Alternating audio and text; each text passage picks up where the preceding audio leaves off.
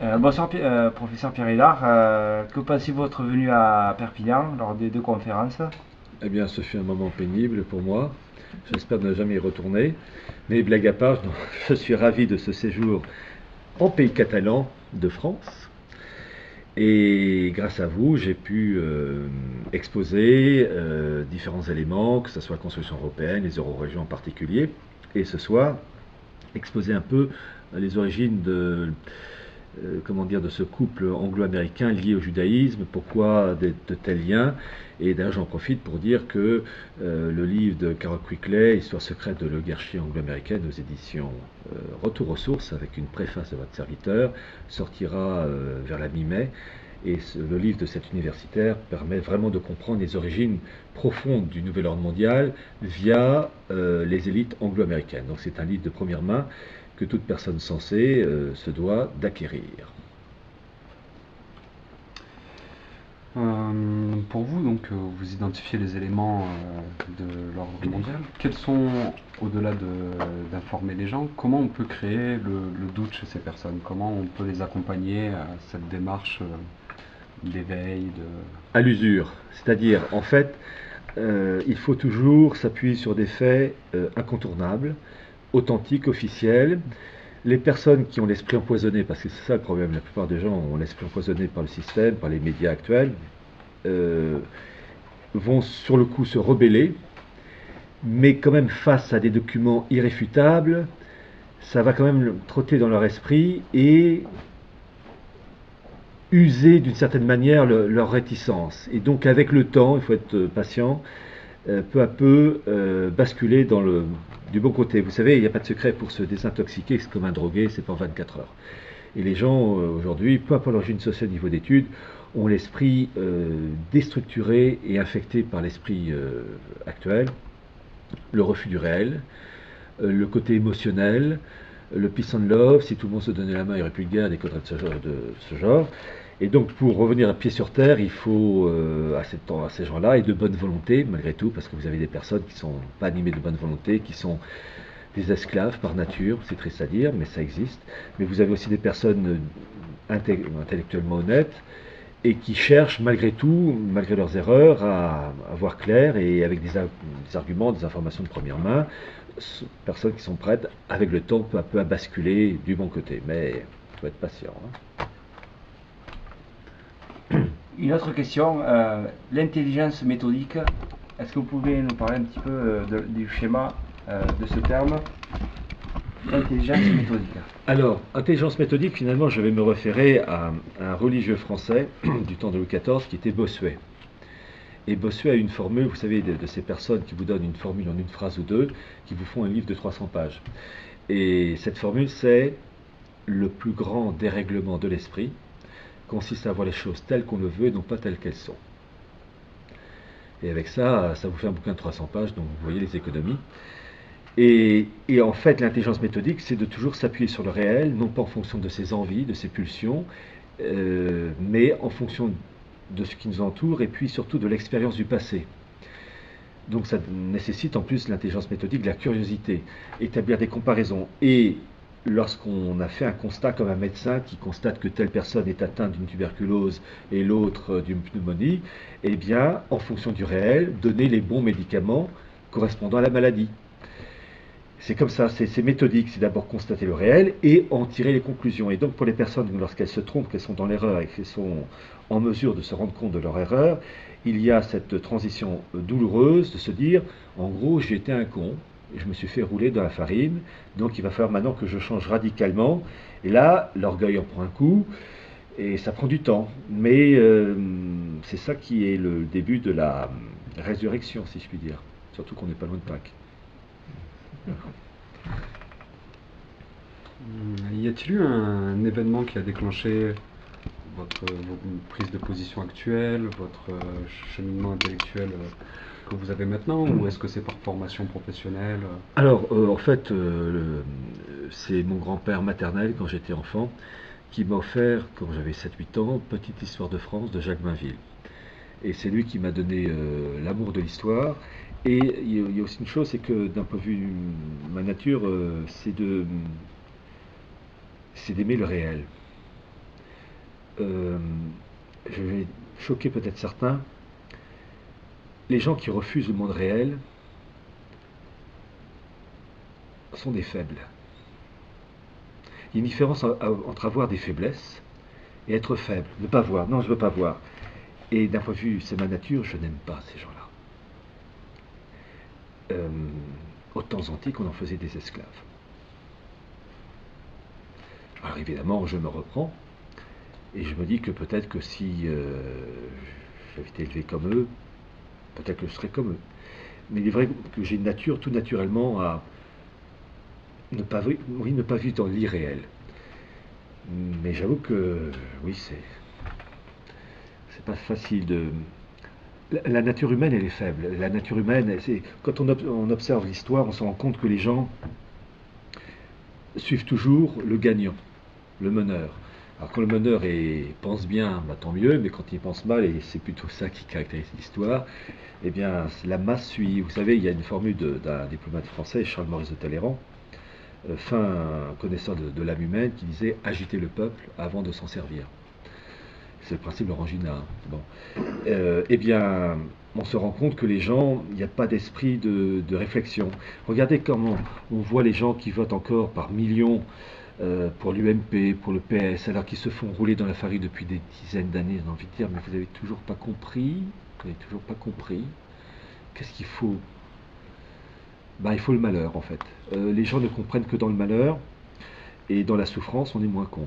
Quand on a le frigo vide, quand on a une guerre, quand on doit jouer avec sa vie et qu'on a un adversaire et qu'on se dit ben, si je le tue, je sauve ma vie, et si je ne le tue pas, c'est lui qui a ma peau. Ben, ça vous met du plomb dans la cervelle. Ce sont les gens qui souffrent qui sont mûrs. Et aujourd'hui,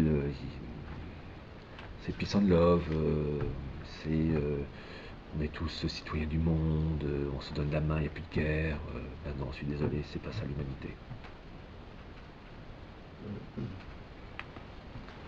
Est-ce que, comme dans le meilleur des mondes, Mustapha Meunier pourrait être plutôt le divergent de notre prochain siècle?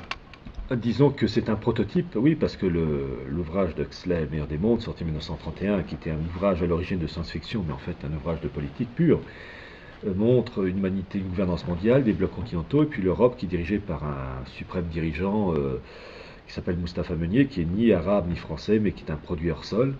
Et c'est ça qui nous attend. C'est ça qui nous attend. Mais dites ça aux gens, ils ne comprennent pas. Oh, vous exagérez,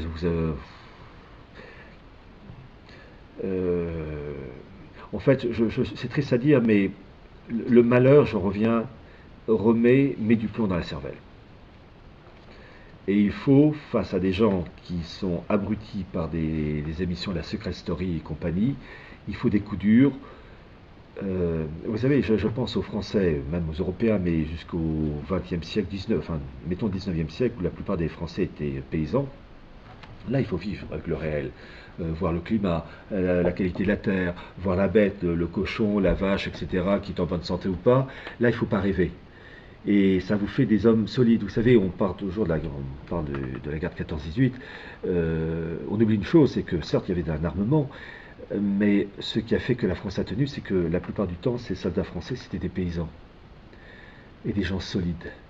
Avec leurs défauts, leurs faiblesses, évidemment, mais des gens solides. Qui avaient des moments de creux de vague, évidemment, parce que, évidemment, l'enfer de Verdun, mais qui ont tenu. Mais nous, on aurait vécu en 1914-1915, mais les 9/10 des Français n'auraient pas tenu, ils auraient eu leur crise de nerfs, leur incompréhension. Et ces Français de 1914, c'était des soldats, c'était des mecs. Et les femmes qui étaient à l'arrière du front pour faire tourner les usines d'armement, c'était des femmes, pas des minettes. Et nous, c'est tout l'opposé. Nous, c'est des êtres émasculés, plus de mecs, plus de nanas. Ce sont des. La guerre 14-18, pour moi, c'est révélateur, que ce soit côté français, mais côté allemand, côté anglais, évidemment. On avait affaire à des hommes et des femmes, et aujourd'hui, sauf exception, il n'y a plus d'hommes, il n'y a plus de femmes. Il y a des sexes masculins, il y a des sexes féminins, il n'y a plus de mecs, et il n'y a plus de vraies femmes. Je vais citer un cas d'une vraie femme, je suis contre sa politique En plus, elle faisait partie du système mondialiste, mais je dois reconnaître, même si je ne suis pas d'accord, c'est Margaret Thatcher. Elle était d'origine sociale modeste. Son ascension sociale, elle l'a due uniquement à son travail personnel. Elle était une femme dans un milieu d'hommes, et en plus milieu anglais plutôt misogyne. Eh ben, c'est une sacrée femme. Après, évidemment, sa politique, je n'aime pas. Mais c'est une femme, pas une minette. Voilà, c'est une femme.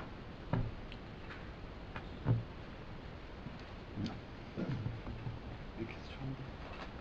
Est-ce que vous voyez quand même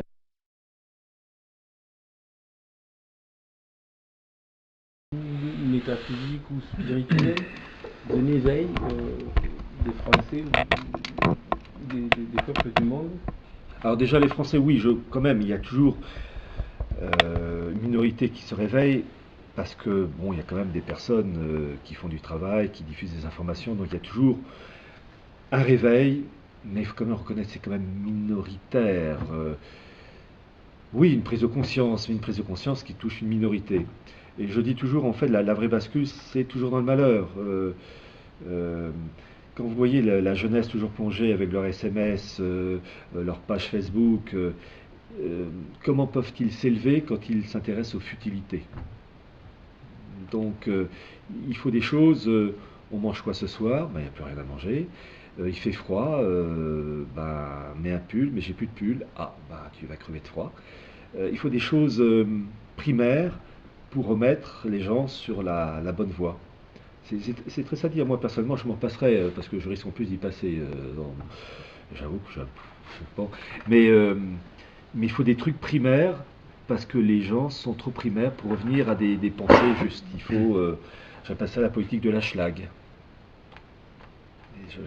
Hélas, je voudrais tellement me tromper, mais il faut des événements durs.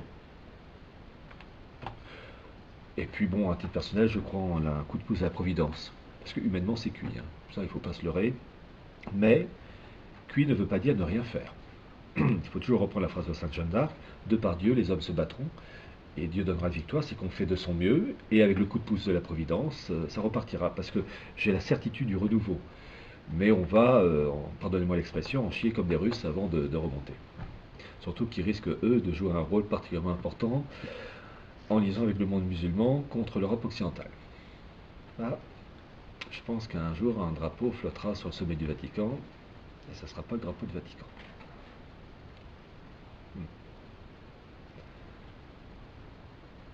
Est-ce que vous voyez par exemple certaines prophéties antiques ou plus récentes, comme celle de Baba Vanga ou des gens comme ça, qui pourraient se réaliser, ou comme les secrets de Fatima, dont personne ne sait grand-chose encore aujourd'hui, mais Bah, disons que le secret de parce que vous Fatima, parlez du drapeau qui flotte sur un drapeau étranger qui flotterait sur le Vatican, c'est quand même repris dans pas mal de théories, de voyants, de médiums. ou de mystique, parce que les médiums, c'est pas catholique. Quand on est catholique, disons que on peut dire que le péché mortel existe aussi pour les États. Il existe pour les personnes, mais pour les États aussi. Ce que demandait la Sainte Vierge à Fatima n'a pas été réalisé, donc la Russie est toujours l'instrument qui servira de châtiment. Et donc, ça risque de... C'est, je crois, Saint Jean Bosco qui disait qu'il voyait les Russes faire boire leurs chevaux sur les bords du Tibre. Bon, on verra.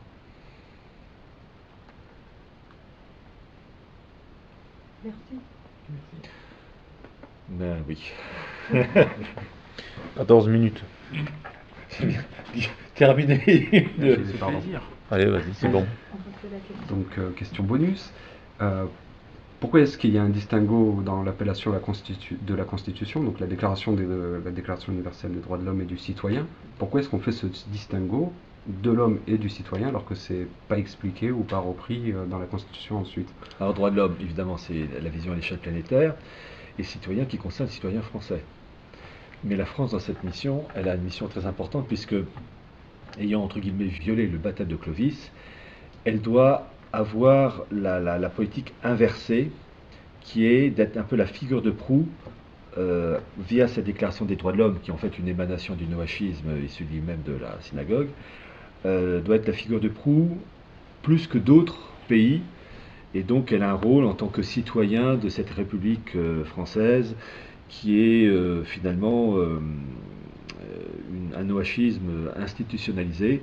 Donc elle a un rôle particulier, donc le citoyen français, ou la France en général, a cette mission particulière du fait de son reniement du baptême de Clovis. Donc droit de l'homme pour la planète entière, et la France a ce triste privilège d'avoir cette citoyenneté comme pour mettre en valeur ces droits de l'homme. Donc citoyen français qui joue un rôle particulier. Bon. J'ai une question, excusez-moi. Qu'est-ce que l'universel, vraiment? Le terme universel. Universel, ça dépend dans quel domaine. Universel au niveau de l'espace, universel. Alors c'est universel parce que dans universel il y a le mot un, unique. Voilà, c'est. Il y a une vision religieuse. Une vision religieuse, religieusement. Alors oui, effectivement, que ce soit dans l'islam ou dans le judaïsme, vous avez Dieu l'unique, monothéisme, mais vous avez, comme je l'ai dit tout à l'heure, ce caractère particulier du catholicisme, qui est ce dogme qu'on ne peut pas expliquer scientifiquement, qui est la Sainte Trinité, qui est abhorré et détesté par le monde juif et même musulman, parce qu'ils n'aiment pas cette chose-là, il faut le dire en toute franchise. Et donc c'est un universel trinitaire. Allez expliquer ça. Voilà, c'est un mystère, mais il y a des moments où l'humilité a du bon. C'est-à-dire qu'on doit se plier à des choses que l'intelligence humaine, même la plus grande ou la plus fine, ne peut pas expliquer. Mais le catholicisme a une vision universelle. C'est faire en sorte que le Christ soit le roi des nations. D'ailleurs, l'épiphanie, le 6 janvier, c'est quoi? Ce sont les rois mages, qui représentent un peu toutes les origines de l'humanité, qui rendent hommage à l'enfant Jésus, le roi des nations. C'est ça l'histoire. Et comme par hasard, Sainte Jeanne d'Arc est née un 6 janvier. Et comme par hasard, avec des guillemets, parce qu'en fait c'est un clin d'œil de la Providence, Sainte Jeanne d'Arc est née à Don Rémy. Donc il a l'abréviation de Domus, la maison de Rémy, le nom de l'évêque Saint Rémy, qui a baptisé et converti Clovis. C'est pour rappeler la mission particulière de la France. Et le caractère universel, la France est le porte-drapeau du Christ, roi des nations, et la France finit l'Église pour répandre la parole du Christ. Voilà, il y a un fond mystique, et donc la France est le pays à abattre en priorité comparé à la Finlande, Bangladesh ou l'Indonésie, parce que la France a cette marque qui la distingue des autres. Et pour le moment, elle est rebelle depuis 1789, mais ça va se terminer dans quelques temps. Comme on dit souvent l'histoire bégaye, pourquoi ne pas arriver à une alliance de circonstances comme on l'a connu sous François Ier, qui s'est allié avec Suleiman le Magnifique et les protestants allemands? Pourquoi pas un éveil, une union sacrée citoyenne de tous les citoyens français de toute origine et diversité face à l'inéluctable? Alors, ce principe, il faut déjà, quand on émet un souhait, il faut voir si ce souhait correspond au monde réel. Est-ce que des peuples ayant des référents religieux, civilisationnels différents peuvent tout d'un coup, par paquet de millions, s'entendre?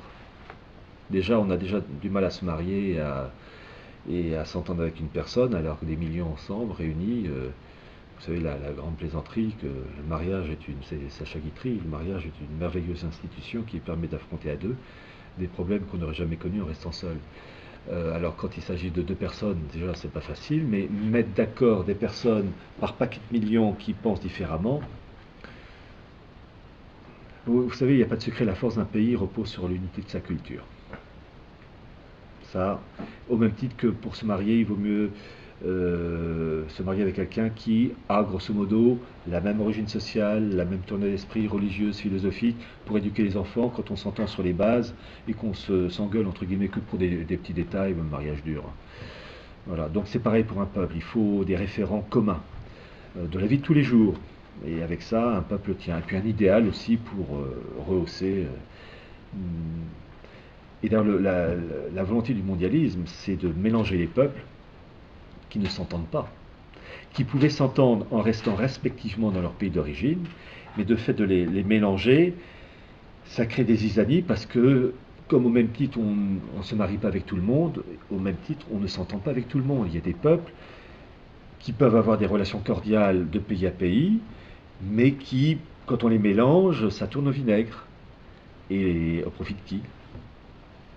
Et donc, ça crée le malheur qui va justifier le passage à une étape supérieure au profit du mondialisme et de ses promoteurs. Je vous remercie pour votre dernier entretien et votre agréable et impressionnante tournée sur la région de Perpignan et sur Tête. Moi, en tout cas, je vous remercie de votre accueil et de ce excellent moment passé en votre compagnie à Perpignan, sur les terres catalanes françaises. Merci. Molte grazie.